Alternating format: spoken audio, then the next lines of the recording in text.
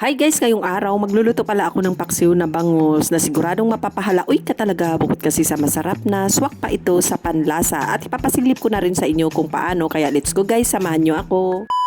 Siya nga pala guys, pagkatapos ko pala hinugasan ng ilang bisis ang isda, pinatuyo ko muna ng ilang minuto bago ko nilagyan ng kunting asin. By the way guys, sinalang ko na pala ang kasirola para uminit, para matuyo ang tubig bago ko pala ilagay ang isda sa kasirola. Siya nga pala guys, ganito pala talaga ako magpaksiw ng isda. Sinisigurado ko na wala ng tubig-tubig ang isda, pati na ang paglagyan nito, sinisigurado ko na tuyo na or mainit-init na din bago ko pala ilagay ang isda. Para kasi sa akin guys, kapag wala ng tubig-tubig ang isda, hindi siya malangsa, kaya ganito talaga ang ginagawa ko kapag magpapaksiw ako kahit anong isda. Siya nga pala guys, para sa akin, kapag wala palang tubig-tubig ang isda, hindi siya malangsa, kaya ganito pala ang ginagawa ko kapag magpapaksiw ako ng kahit anong isda. At saka pinapatuyo ko talaga ito sa apoy para sigurado akong wala siyang tubig at bago ko ito titimplahan. Siya nga pala guys, ito pala ang ilalagay kong ricado para sa aking paksiw. At syempre guys, hindi mawawala ang bawang, lalo na ang luya, pangpawala ng langsa. Mayroon din itong sibuyas, sitaw, talong at syempre hindi mawawala ang sili. Siya nga pala guys, pagkatapos pala ng ilang minuto, nilagay ko na pala ang bawang, luya at sibuyas. By the way guys, para sa akin, ito pala ang pinaka-importanting ricado kapag magpapaksiw ako.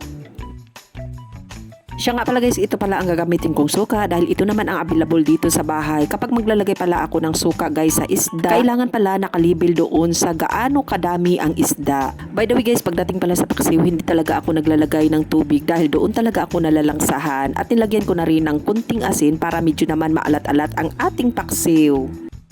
Dahil naubusan na pala ako ng pamintang buo guys, pamintang durog na lang ang nilagay ko, pero sa totoo lang guys, mas gusto ko pamintang buo para sa paksiw. At naglalagay na rin ako ng seasoning para mas lalong mapapahala. Uy ka talaga! By the way guys, ganito pala ang pagproseso ko sa pagpaksiw, pero syempre guys, kanya-kanya tayong pamamaraan dahil magkakaiba naman tayo ng panlasa. Siya nga pala guys, ang gusto ko pala sa isda, pinapalambot ko talaga para yung asim manunuot sa isda at hindi basta-bastang mapanis at higit sa lahat guys, hindi malansa. Siya nga pala guys, sa totoo lang, kapag nagpapaksiw pala ako, nilalagyan ko pala ng mantika dahil para sa akin guys, mas lalong malasa ang paksiw kapag may mantika at lalong mabango. By the way guys, kapag nakita ko na pala na malambot na ang isda, ilalagay ko na pala ang sili para kasi sa akin guys, ang sili isa din itong pangpawala ng langsa ng isda. Pagkatapos pala nilalagay natin ang sili guys, isusunod na rin natin ang sitaw at syempre hindi natin makalimutan, ilalagay na rin natin ang talong at saka takpan natin ng ilang minuto guys at siguraduhin natin na maluto na ang gulay. Siya nga pala guys, napakalambot na pala ng isda. Pag makita pala natin na luto na ang gulay, takpan natin ulit bago natin patayin ang kalan. Bayaan muna natin ng ilang minuto bago natin pala iserve. Siya nga pala guys, sa wakas naluto na rin ang paksiw na bangus natin. Grabe, nanunuot pala ang lasa ng isda pati sa gulay at higit sa lahat guys, hindi malansa. See you in my next video guys. Babu!